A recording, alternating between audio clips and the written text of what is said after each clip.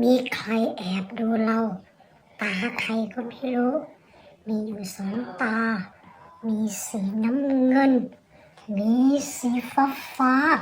เราไม่เรียกเขาแต่เขามาหาเราเองเขาเป็นใครไม่รู้สีส้มลาย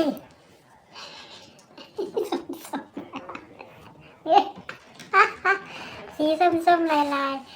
โอ้ยเราไม่สามารถที่จะอุ้มเขาได้ตอนนี้ฮะเรายังไม่ว่างนะคุณต้องใจเย็นๆนะ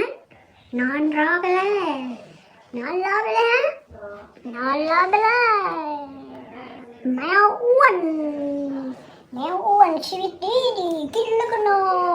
นเอาไงต่อ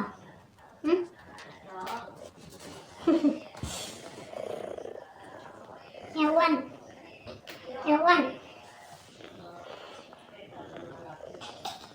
งอน